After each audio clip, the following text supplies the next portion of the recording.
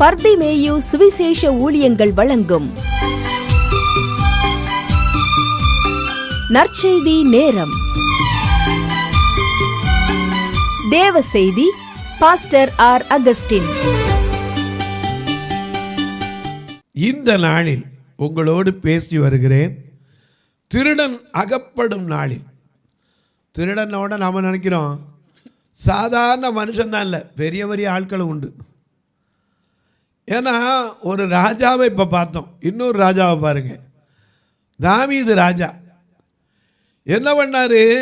திருடுத்தனமாக யுத்தத்துக்கு போகாமல் வீட்டில் இருந்து ஒரு பெண் குளிக்கிறத பார்த்து அவளை அழைத்து வர சொல்லி, புருஷன் இருக்கான், தகப்பன் இருக்கான், அதை தெரிஞ்சும் உடனே அவளோட தவறு செய்தான்.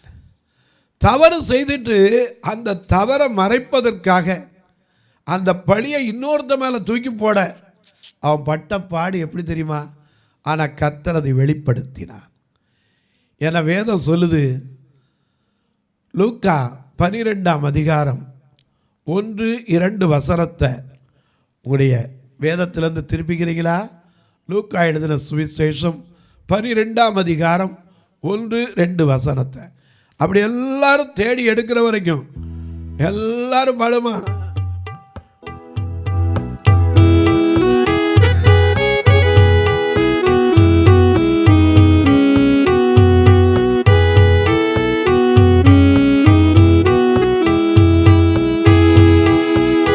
இயேசு தாமே அதிசய தெய்வம், எல்லோரும் ஜீவிக்கிற நம் தேவன். இயேசு தாமே, இயேசு தாமே, இயேசு தாமே அதிசய தெய்வம், எல்லோரும் ஜீவிக்கிற நம் தேவன். அதிசயமே அவரவதாரம், அதிலும் இனிமை அவருபகாரம். அதிசயமே அவரவதாரம், அதிலும் இனிமை அவருபகாரம். அவரை தெய்வமாய் கொள்வது சாக்கியம், அவரை சேர்ந்து இருப்பது சாக்கியம். இயேசு தாமே, இயேசு தாமே அதிசய தெய்வம், என்று தீபிக்கிறார்.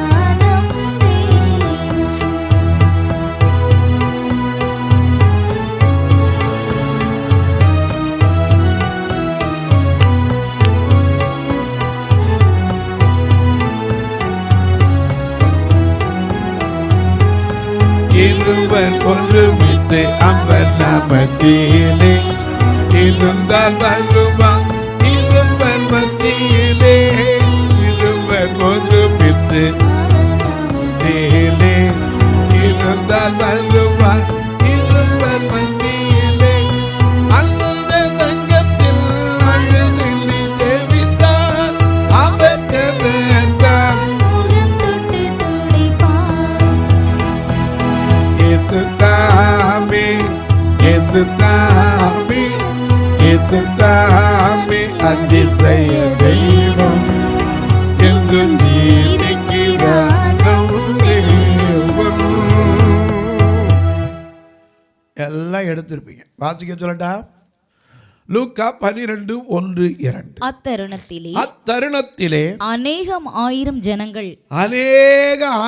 ஜனங்கள் ஒருவரை ஒருவர் மிதிக்கத்தக்கதாக கூடி வந்திருக்கையில் அவர் முதலாவது தம்முடைய சீஷரை நோக்கி நீங்கள் மாயமாகிய பரிசேயருடைய புளித்த மாவை குறித்து எச்சரிக்கையாயிருங்கள்.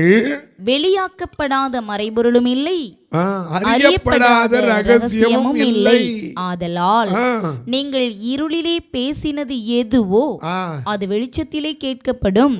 நீங்கள் அறைகளில் காதிலே சொன்னது எதுவோ அது வீடுகளின் மேல் கூறப்படும். நல்ல கவனிங்க. இருட்டில் பேசினாலும் சரி, அதை வச்சுதான் சினிமாக்காரர் எழுதினாலும் என்னமோ, அந்த இருட்டுக்கும் பார்க்கிற வெளி இருக்கும், எந்த சுவற்றுக்கும் கேட்கிற காது இருக்குன்னு கவியரசர் பின்னாடி எழுதினார். ஆனால் வேதத்தில் அதுக்கு முன்னாடி எழுதி வச்சுட்டாங்க, நீங்கள் அறை வீட்டுக்குள்ளே பேசுகிறத கர்த்தர் கேட்பார். மறந்துடாதீங்க, திருட அகப்பட்ட ஆகணும். எவனாக இருந்தாலும் சரி, நானாக இருந்தாலும் சரி.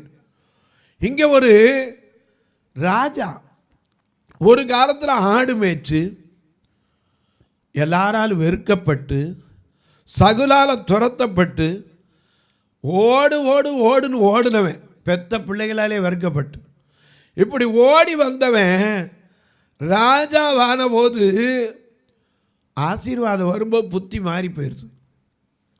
ஆண்டவரை மறந்துடுறோம். அதான் காரணம். இன்னைக்கு நிறைவு வரும்போது குறைவுகள் மாறணும். ஆனால் நமக்குள்ள நிறைவு ஆசீர்வாதம் வந்துச்சுன்னா எது குறைஞ்சி போகுது? தெய்வ பயம் குறைஞ்சி போகுது, தேவனை பற்றிய நம்பிக்கை குறைஞ்சி போகுது. எனக்கு அன்பானுடைய ராஜாவை ஆடுகளின் பின்ன போனவனை தூக்கி என்ன செய்தார்? அபிஷேகித்து வைத்தார். இந்த அபிஷேகித்து வைத்த அபிஷேகத்தை மறந்துட்டான். ஒரு காலத்தில் எப்படி களவு போனது இவன் கையில் கேட்டு வாங்குற நிலை, சகோதரனை இவனை பார்த்து அற்பமாக நினைக்கிற நிலை, ஒருத்தருமே இவனை ஏற்றுக்கொள்ளல, அங்கீகரிக்கப்படாதவனை கர்த்தர் அங்கீகாரம் கொடுத்தார். இன்னைக்கு நமக்கு அப்படித்தான்.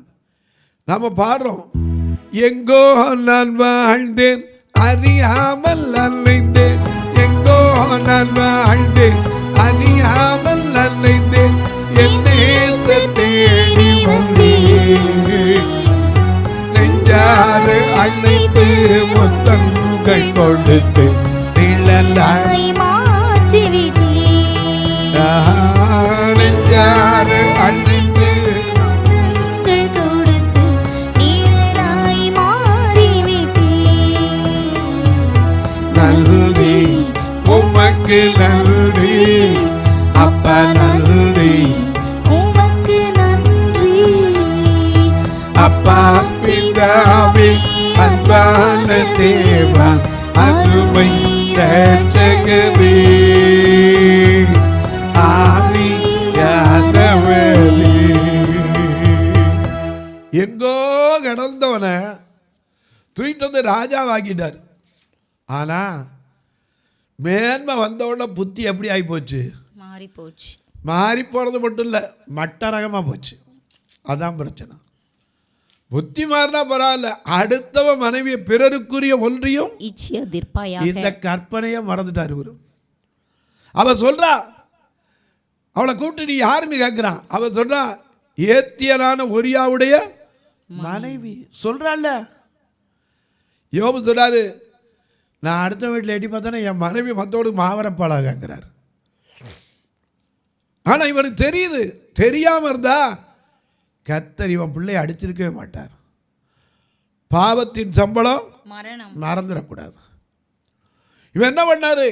அப்படியே அவளை அடல்ட்ரி கமிட் பண்ணிட்டு ஒரியா தலையில் கட்டுறதுக்காக நீங்கள் அந்த அதிகாரத்தை படித்து பாருங்க. அவர் பட்ட பாடு கொஞ்சம் இல்லை.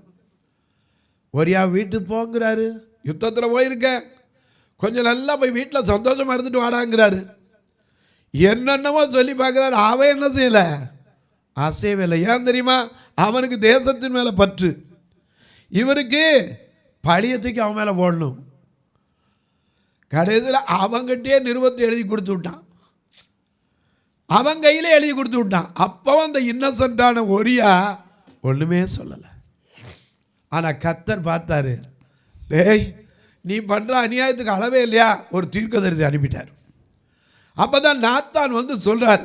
2 சாமுவேல் 12ஆம் அதிகாரத்துக்கு திருப்பிக் கொள்ளுங்கள். கர்த்தர் நாத்தானை தாவீதினிடத்தில் அனுப்பினார். நல்லா கவனிங்க. உணர்த்துறதுக்கு நமக்கு சில நேரம் ஆண்டவர் சந்தர்ப்பங்களை கொடுப்பார். நாம உணர்ந்து சொல்லணும். நான் பாவம் செய்தேன், உம்மை நோகச் செய்தேன், உம்மை தேடாமல் வாழ்ந்தேன் ஐயா. நான் பாவம் செய்தேன், உம்மை நோகச் செய்தேன், உம்மை தேடாமல் வாழ்ந்தேன் ஐயா. என்னை மன்னியும் தெய்வமே, இந்த ஒரு விசை மன்னியுமே. இயேசுவே என் தெய்வமே, என்னை செய்தேன், உம்மை நோகச் செய்தேன். ஆண்டவர் அவ்வளவு ரட்சித்த அந்த ரட்சிப்பை மறந்துட்டு அவன் செஞ்ச பாவத்தை பார்த்தா கர்த்தர் தாங்கலை, அனுப்பிட்டார் ஆளை. நீ போ அங்கே போய் என்னன்னு அவனை கேளுல. அங்கேருந்து நாத்தான் இடத்தில் அனுப்பினார் கர்த்தர் அனுப்பினார். அவன் வந்து என்ன சொன்னா பாருங்க, இவன் அவனிடத்தில் வந்து, அந்த நாத்தான் தீர்க்கதரிசி தாவீதின் இடத்தில் வந்து அவனை நோக்கி, ஒரு பட்டணத்தில் 2 மனுஷர் இருந்தார்கள். இதான் வார்த்தையை கொடுத்து வாங்குறது. ஒரு கதை சொல்ற மாதிரி சொல்ற, ஒரு பட்டணத்திலே ஒரு 2 மனுஷர் இருந்தாங்க. ஒருவன் ஐஸ்வர்யவான், ஒருவன் தரித்திரன்.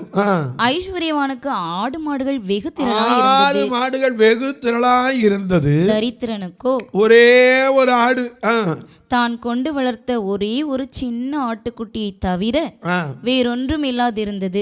அது அவனோடும் அவன் பிள்ளைகளோடும் கூட இருந்து வளர்ந்து அவன் வாயின் அப்பத்தை தின்று அவன் பாத்திரத்திலே குடித்து அவன் மடியிலே படுத்துக்கொண்டு அவனுக்கு ஒரு மகளை போல இருந்தது. அந்த ஐஸ்வர்யவானிடத்தில் வழிப்போக்கன் ஒருவன் வந்தான். ஒரு வழிப்போக்கன் ஒரு நாள் வந்தான். அப்படி வந்த வழிப்போக்கனுக்கு விருந்து செய்யறதுக்கு தன்ட்ட எவ்வளவோ இருக்கு, ஆனா அதுல மனசு இருக்காது. இந்த ஏழையினுடைய ஒரே ஒரு ஆடு, அதை எடுத்து அவன் அடிச்சு கொடுத்தான். அவனுக்கு என்னப்பா செய்யலாம்? உடனே தாவீது பார்த்தார், ஓய் அநியாயம் என்னடா நடக்குது, உடனே தண்டிக்கணும். அவன் என்ன செய்யணும்? கொலை செய்யப்பட வேண்டும். இவர் உடனே ஜட்ஜ் ஆயிட்டார் ஐயா. ஆனா அந்த தவறு யாருது? அவர்தான். தெரியாது. உடனே அவன் அப்படி செய்தவன் கொலை செய்யப்பட வேண்டும். அவர் சொன்னார், நீதான்டா அந்த மனுஷன், நீதான் அந்த மனுஷன். சொன்னது மட்டுமல்ல, 12ஆம் வசனத்தில் சொன்னா, நீ எப்படி செஞ்ச தெரியுமா? ஒளிப்பிடத்திலே அதை செய்தாய். நானோ இந்த காரியத்தை இஸ்ரவேலர் எல்லாருக்கும் முன்பாகவும் சூரியனுக்கு முன்பாகவும் செய்விப்பேன் என்று சொன்னான். அப்பொழுது தாவீது நாத்தானிடத்தில், நான் கர்த்தருக்கு விரோதமாய் பாவம் செய்தேன் என்றான். நாத்தான் தாவீதை நோக்கி, நீ சாகாதபடிக்கு, நல்ல கவனிங்க, நீ சாகாதபடிக்கு கர்த்தர் உன் பாவம் நீங்க செய்தார். ஆனாலும் இந்த காரியத்தினாலே கர்த்தருடைய சத்துருக்கள் தூஷிக்க காரணமாயிருந்தபடியினாலே உனக்கு பிறந்த பிள்ளை நிச்சயமாய் சாகும். தப்புக்காக பிள்ளை அடிக்கப்பட்டது. ஒன்னு தெரிஞ்சுக்கங்க, எப்படினால் தவறு செய்தா ஒரு நாள் அகப்பட்டே தீருவோம். மறந்துடாதீங்க. ஏன்னா ஆண்டவர் நீதி மட்டும் தவறவே தவறாது. அவர் நீதி தேவன். நீதி தேவன், வெற்றி வேந்தன், அமைதியின் மன்னன். உண்மைதானே? அதனாலதான் சங்கீதக்காரன் சொன்னா 119 164, உம்முடைய நீதி நியாயங்களின் நிமித்தம் உம்மை துதிக்கும்படி ஒரு நாளில் 7 தரம் உம்மை துதிக்கிறேன். ஒரு தரம் இல்லை, 2 தரம் இல்லை. ஏன்னா இவன் செஞ்ச பாத்துக்கு 7 தரம் இல்லை, 8 தரம் தான் துதிக்கணும். பிறனுக்குரிய ஒன்றை நினைக்கவும் கூடாது, இச்சிக்கவும் கூடாது. ஏன்னா விபச்சாரம் செய்யாதிருப்பாயே என்று பூர்வத்தாருக்கு உரைக்கப்பட்டதை கேள்விப்பட்டிருக்கிறீர்கள். நான் உங்களுக்கு சொல்லுகிறேன், மத்தேயு 5:20 இயேசு சொன்னார், நான் உங்களுக்கு சொல்லுகிறேன், ஒரு ஸ்திரியை இச்சையோடு பார்க்கிற எவனும் அவளோடு இருதயத்தில் அவளோட விபச்சாரம் செய்தாயிற்று. அல்லேலூயா. இச்சையோட பார்த்ததே தப்பு. அவளை கூட்டு வந்து என்னென்னு விசாரிச்சு, அட பாவி, எவ்வளவு இன்னாருடைய மனைவி தெரிஞ்ச பிறகும் அடிச்சும் தீர்ப்பு சொல்றாரு, அவன் கொலை செய்யப்பட வேண்டும். எனக்கு அன்பானவர்களே, ஒன்றை தெரிஞ்சுக்கங்க, கர்த்தருடைய கண்கள் நல்லோரையும் தீயோரையும் நோக்கி பார்த்து கொண்டு தான் இருக்கிறது. அதனால்தான் நாம் அநேக நேரங்களில் நினைக்கிறோம், பிரசங்கி 8:10 துச்செய்கைக்கு தக்க தண்டனை சீக்கிரத்தில் நடவாதபடியினால் இருதயம் பொல்லாப்பை செய்ய அவர்களுக்குள்ளே துணிகரம் கொண்டிருக்கிறது என்று எழுதியிருக்கிறார். நாம் நினைக்கிறோம் துணிகரம் கொண்டிருக்கு. ஒரு நாள் வரும், அந்த நாளில் நியாயம் தீர்ப்பு வரும். நியாய தீர்ப்பு வந்தால் தாங்க முடியாது. ஏன்னா தவறு செய்த மிரியாமுக்கு நியாய தீர்ப்பு வந்துச்சு, கத்திட்டான். என்னாகமம் 12:11 ஆண்டவர் சொன்னார், மிரியாம் விழுந்ததை பார்த்து ஐயோ புத்தியனமாய் செய்தோம், எங்களை மன்னியும். யார் கத்துனா? ஆரோன் கத்துனான். என்னாகமம் 12:11 பாருங்க.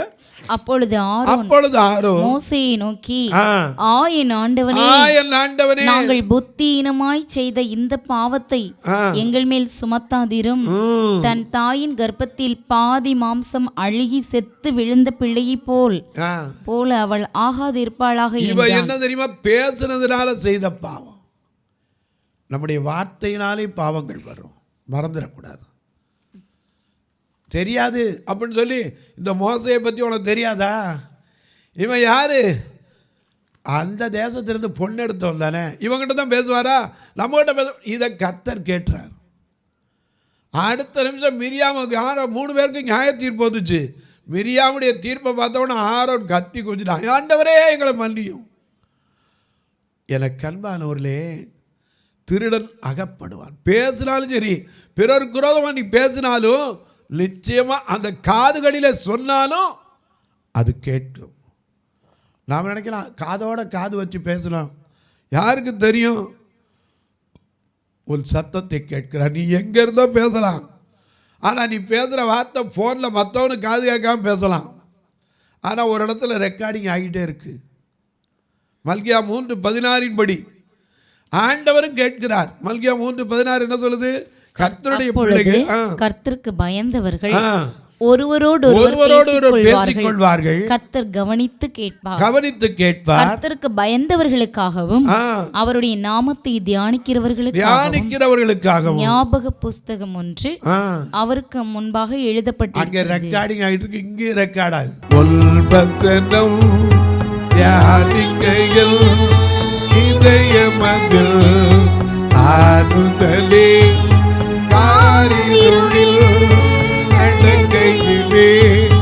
தீபமாக வழி நடத்தும்,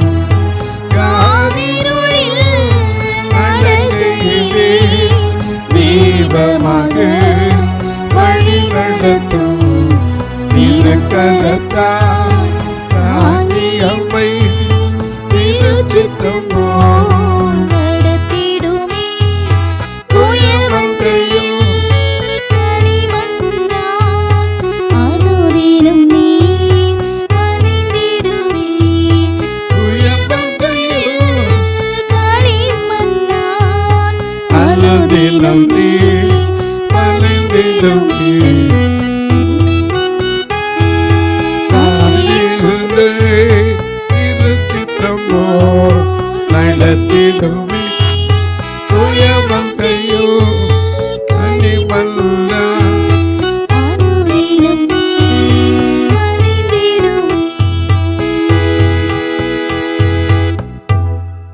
ஆண்டவருடைய வசனத்தை தியானிக்கிறோம்னா ஐயா ஆறுதலும் உண்டு, அதே சமயத்தில் கழிந்து கொள்ளுதலும் உண்டு. தாவீது கொஞ்சம் உன் பிள்ளை அடிக்கப்படுவான், கடைசியில் பார்த்தீங்கன்னா அந்த பிள்ளைக்காக சாப்பிடாம உட்காந்தே கிடந்தான். நீங்கள் அதை தொடர்ந்து வாசிச்சு பாருங்க. சாப்பிடாம கிடந்தான், பிள்ளை செத்து போச்சு. உடனே எந்திரிச்சு சாப்பிட போயிட்டாங்க. எல்லாரும் கேட்டாங்க, யோ வதச்சின்னு கிடக்கும்போது சாப்பிடாம இருந்தால் இப்போ செத்து போயிருக்கு, உட்காந்து சாப்பிட்றேன்னா. அப்போ ஒரு வார்த்தை சொன்னான், உயிரோட அதற்கு அவன் பிள்ளை இன்னும் உயிரோடு இருக்கையில் பிள்ளை பிழைக்கும்படிக்கு கர்த்தர் எனக்கு இறங்குவாரோ எப்படியோ யாருக்கு தெரியும் என்று உபவாசித்து அழுதேன். அது மரித்திருக்கிற இப்போது நான் உபவாசிக்க வேண்டியது என்ன? இனி நான் அதை திரும்பி வர பண்ண கூடுமோ? மறந்துடக்கூடாது. திரும்பி வர பண்ண கூடுமோ? நான் அதனிடத்துக்கு போவேனே அல்லாமல் அது என்னிடத்துக்கு திரும்பி வர போகிறது இல்லை. ஒரு நாள் நான் மற்றவர்களுக்காக அழுது புலம்புறமே, நாம தான் அங்கே போவோமோ ஒழிய அது அங்கேருந்து என்ன செய்யாது, வராது. மறந்துடாதீங்க. ஆனால் கிறிஸ்துவின் வருகையில் முகமுகமாய் ஒருவரை ஒருவர் தரிசிப்போம். அங்கே குழந்தை குட்டி மொப்படியா கொழுந்தியா மாமியா கிடையாது. ஏன்னா வேத வசனத்தை அறியாதவங்க தான் அங்கே போய் துணைக்கு என்ன செய்வார் அப்படின்னு உடன்கட்டை ஏற்றுனான். மத்தேயு 22:29 படி வேத வாக்கியத்தை நாம் அறியாதனால தப்பான எண்ணம் கொண்டிருந்தவர்கள் உண்டு. ஆனால் வேத வாக்கியம் சொல்லுகிறது, ஐயா ஒரு நாள் பிறந்தா ஒரு நாள் எல்லாரும் என்ன செய்யணும்? சாகணும். ஆனால் ஒன்றை தெரிஞ்சுக்கொள்ளணும், திருடன் அகப்படும் போது வெட்கப்படுறது மாதிரி ஆண்டவரை அறிஞ்சவனும் தவறு செய்தா கட்டாயம் வெட்கப்படும். அது யாராக இருந்தாலும் சரி, ராஜாவாக இருந்தாலும் சரி, தீர்க்கதரிசியாக இருந்தாலும் சரி, சாதாரண பஞ்ச பாமரனாக இருந்தாலும் சரி, எல்லாருக்கும் ஒரே நீதி. ஏன்னா அவரிடத்தில் பட்சபாதமே கிடையாது. ஏன்னா அவர் பட்சபாதம் உள்ளவர் அல்ல. 2 கண்ணு வச்சு பார்க்குறவர்கள் ஒரே பார்வை. ஒவ்வொருத்தர் மேலையும் யார் மேலே பார்க்க தொடங்கினாலும் பார்வையெல்லாம் பாவியின் மேலே. அம்மா இயேசு என்றதுமே எனக்கு ஒரு இன்பம் பிறக்குதம்மா, காசினியில் அவர் போல் கண்டதில்லை அம்மா. குஷ்டரோகியம் கூட கொசாமல் தொடரவர். ஆனால் திருடனை அகப்படும் போது வெட்கப்பட விட்டுருவார். தயவு செய்து மனதில் வச்சுக்கோங்க. இந்த எரேமியா 2:26 மனசில் வச்சு தியானம் பண்ணுங்க. நாம் ஏதாவது ஒரு தவறு செய்ய போகும்போது கூட ஆண்டவர் நமக்கு பேசுவார், கட்டாயம் பேசுவார். ஏன்னா என்னைக்காவது செய்தது மோசையை குறித்து நியாய தீர்ப்பு செய்ய நமக்கு அதிகாரம் கிடையாது. சுத்திகரிப்புக்காக வேணால் பார்க்கலாம், பியூரிஃபிகேஷனுக்காக. மோசே திடீர்னு போனார் எகிப்தில். பார்வோனுடைய குமாரத்தியாய் வளரும்போது ஒரு நாள் போகும்போது 2 பேர் சண்டை போட்டுக்கிட்டு இருந்தான். யாத்திராம 2ஆம் அதிகாரத்துக்கு உங்களுடைய வேதத்தை திருப்பி அதில் நீங்கள் படித்து பாருங்கள். மோசை சண்டை போடுறவங்களை பார்த்து, அப்பா வலியவனை பார்த்து சொன்னால் ஏன்டா அவனை அடிக்கிறேன்னா, இவன் சொன்னா உங்களை யார் எங்கள் மேலே அதிகாரியாக வச்சது யார்? நீ எங்களை அதிகாரம் பண்ணுறதுக்கு யார் அப்படின்னா. உடனே பார்த்தான் அந்த எகிப்தியனை வெட்டி என்ன செஞ்சுட்டான்? மண்ணை போட்டு மூடிட்டு வந்துட்டான். அடுத்த நாள் யாருக்குமே தெரியாது அப்படின்னு இவன் நினச்சிக்கிட்டான். அடுத்த நாள் போப்பா அதே மாதிரி 2 பேர் சண்டை போட்டுக்கிட்டு இருந்தான். ஏப்பா எதுக்கப்பா அடிச்சுக்கிறீங்கடா?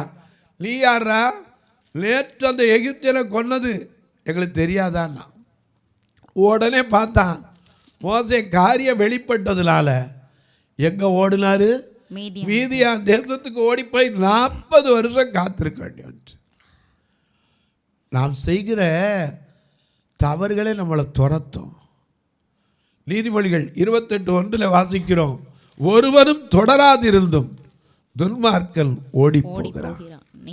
ஒருத்தர் விரட்ட வேண்டியதில்லை, ஒருத்தரும் தொடர மாட்டான். நாம் செய்த தவறே நம்ம என்ன செய்யும்? ஓட வைக்கும். மறந்துடாதீங்க, ஆண்டவருக்கு முன்னாக நம்ம எல்லாம் தவறு செய்திருந்தாலும் அறிக்கையிட வேண்டும். வேதம் சொல்லுது, தன் பாவங்களை மறைக்கிறவன் வாழ்வடைய மாட்டான், அவைகளை அறிக்கை செய்து விட்டு விடுகிறவனோ இரக்கம் பெய்தான். அதனால தான் பாடணும், நான் பாவம் செய்தேன், உம்மை நோகச் செய்தேன், உம்மை தேடாமல் வாழ்ந்தேன் ஐயா, என்னை மன்னியும் தெய்வமே. இந்த ஒரு விசை மன்னியுமே நானே. இன்றைக்கு மனமிருங்க காத்திருக்கிறார். ஒருவேளை அறியாமல் செய்த தவறுகள் இருந்தால், வாலிப தம்பி வாலிப தங்கச்சி, ஒருவேளை அவன் தகப்பன் தாயை ஏமாற்றி நீ திறமையாக செஞ்ச மாதிரி சில தவறுகள் செய்து உனக்குள்ளே மறைச்சு வச்சிருந்தா, ஆண்டவர்கிட்ட சொல்லு, தகப்பனே உமக்கு பரத்துக்கு விரோதமாய் பாவம் செய்தேன், உம்முடைய குமாரன் சொல்றதுக்கு நான் தகுதியிலே சொல்லிப்பார், அவருடைய அலங்கரிப்பார். அவர் காண்கிற தேவன். தொலைக்காட்சியில் பார்க்கிற என் அன்பு மக்களே, இந்த நிகழ்ச்சியை நாள்தோறும் பார்க்குறீங்க, கேட்குறீங்க, பரவசம் அடைகிறீங்க. ஒரு வார்த்தை ஜெபிக்கிறீங்களா? இது தொடர்ந்து வர்றதுக்காக. அது மட்டும் இல்லை, எங்கள் சபை 2 கண்ணும் தெரியாத மக்கள் சபை வந்து ஒரு நாள் டைம் இருந்தால் பாருங்கள். முதல்ல வந்து பாருங்கள், கர்த்தர் ஏவினா நீங்கள் செய்யலாம், இல்லாட்டா கட்டாயம் இல்லை. ஒரே ரூமுக்குள்ளே பார்த்தீங்கன்னா 8 பேர் 10 பேர் இருக்க இடம் இல்லாமல் இருக்கிறாங்க. இன்னும் ஒரு அறை கட்டுவதற்கு கர்த்தர் சிலர் எழுப்ப ஜெபிங்க. ஞாயிற்றுக்கிழமை தூரத்துலேருந்து வர்றவங்களெல்லாம் கூட்டிகிட்டு வர்றதுக்கு 2 கண்ணு தெரியாமல வாரம் 4000 ரூபா செலவழித்து வேன் வாடகைக்கு எடுக்கிறோம். ஒரு மாதத்துக்கு 16000. அப்போ 12 மாதத்துக்கு என்னாச்சு? ஆண்டவர் ஒரு மனிதனை ஏற்படுத்தணுக்காக ஜெபிங்க. ஒருவேளை ஆண்டவர் இருந்தால் எத்தனையோ கோடி கோடியாக ஆசீர்வதிக்கிற தேவன். எத்தனை பேர் மனசில் தெரியாமல் இருக்கும். தெரிஞ்சவங்களுக்கு சொல்லுங்கள், கர்த்தர் இப்படிப்பட்ட காரியத்தில் அவர்கள் பேரால் கூட ஒரு நன்மையை செய்யலாம். கூட்டு வரக்கு ஒரு வேனை வைக்கலாம். ஆனால் கட்டாயம் இல்லை. ஒருவேளை ஐயா நானே வேன் வச்சுருக்கேன், நான் கூட்டிகிட்டு வந்து விடுறேன், வாங்க, தாராளமாக வாங்க. ஒருவேளை எல்லாருக்கும் உணவு கொடுக்க நான் உதவுறேன், ஒரு பார்வையற்றவர் மறித்த ஃபியூனரல் காரியத்துக்கு உதவுறேன், கர்த்தர் உங்கள் மனதில் பாரம் கொடுத்தார், தொடர்பு கொள்ளலாம். ஆனால் கட்டாயம் இல்லை, விசலமாய் அல்ல. எப்படி தொடர்பு கொள்ள? 2 நம்பர் வந்துக்கிட்டே இருக்குது, ஜிபே, ஃபோன்பே. ஒன்று பிளைண்ட் மினிஸ்ட்ரி அகஸ்டின்னு வரும், ஒன்று பிஜிஎம் மீடியா அகஸ்டின்னு வரும். இது வழியாக தொடர்பு கொள்ளலாம். ஒருவேளை உங்களுக்கு ஐயா நான் கணக்கு வைக்க வேண்டும் சொன்னீங்கன்னா 84388 நம்பரை நோட் பண்ணிக்கோங்க. 52500 84388 இந்த நம்பரில் கொடுத்து பார்த்தீங்கன்னா உங்கள் ஜிபேயில் அடித்து பாருங்கள், பருத்திமேயும் பார்வையற்றோர் சேரிட்டபிள் ட்ரஸ்ட்டுன்னு இந்தியன் பேங்க் அக்கௌண்ட் வரும். நீங்கள் இதில் அனுப்பிட்டு எனக்கு சொல்லலாம், உங்களுக்கு ரசீது அனுப்பி வைப்பேன், நீங்கள் அதை கணக்கு வைத்து கொள்ளலாம். ஏன்னா 12A மற்ற காரியங்கள் உண்டு. நீங்களும் சொல்லுவேன், கட்டாயம் இல்லை. உங்கள் ஜபக்காரி எது இருந்தாலும் காலை 10லேருந்து 5க்குள்ளே எப்போதும் சொல்லலாம். இப்போ உங்களுக்காக ஜபிக்கட்டுமா? நல்ல பிதாவே, நன்றியோடு துதிக்கிறோம் சுவாமி. ஐயா, இந்த நாள் கண்டித்து உணர்த்துகிற செய்தின்னு சொல்லி யார் மனதையும் காயப்படுத்த இல்லை, உணர்ந்து ஆண்டவரே என்னை மன்னியும் சொன்னான்.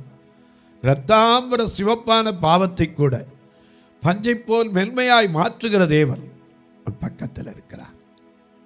என்னை மன்னியோன்னு சொன்னா மன்னித்து வாழ்வழிப்பார். இந்த ஊழியத்தை தாங்குகிற, ஜெபிக்கிற, கொடுக்கிற எல்லா மக்களையும் ஆசீர்வதியும். இந்த நாளிலே பிறந்த நாள், திருமண நாளை நினைவு கூறுகிற மக்களுக்காய் ஜெபிக்கிறேன். புதிதாக கல்வி ஆண்டில் அடியெடுத்து வைக்கிற பிள்ளைகளுக்காய் ஜெபிக்கிறேன். நெடுநாள் காத்திருக்கிற மக்களுக்காய் ஜெபிக்கிறேன். வியாதி படுக்கையில் இருப்பவருக்காய் ஜெபிக்கிறேன். எல்லாராலும் கைவிடப்பட்டு தனிமையில் கண்ணீர் வடிக்கிற மக்களுக்காய் ஜெபிக்கிறேன். ஒவ்வொருவருடைய கண்ணீரை துடைத்தள்ளும் இயேசுவின் நாமத்தில் பிதாவே, ஆமென். சபை ஆராதனை ஞாயிறு காலை 10 மணி முதல் 12 மணி வரை. இடம் பர்திமேயு சுவிசேஷ ஆலயம், அன்னை சத்யா நகர், இளமனூர் அஞ்சல், சக்கிமங்கலம் வழி, மதுரை மாவட்டம். பின்கோட் 625201 மற்றும் பர்திமேயு சுவிசேஷ ஜெப வீடு, flat number 107, Eden garden, Muthur, Tirunelveli. Pin code 627011.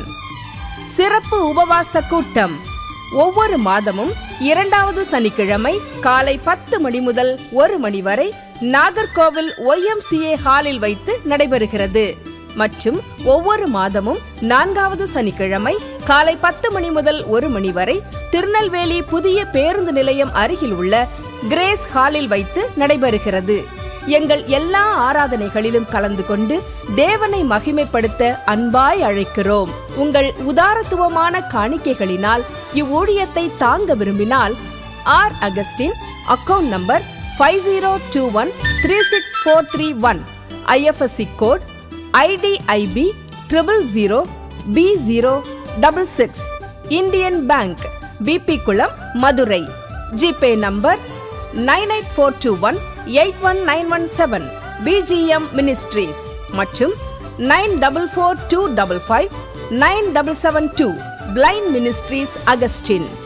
உங்கள் தொடர்புக்கு பாஸ்டர் ஆர் அகஸ்டின், பர்திமேயு சுவிசேஷ ஊழியங்கள், நாகமலை, புதுக்கோட்டை, மதுரை 625019. தொலைபேசி எண்கள் 9842181917 மற்றும் 9442559772. கர்த்தர் தாமே உங்களை ஆசீர்வதிப்பாராக.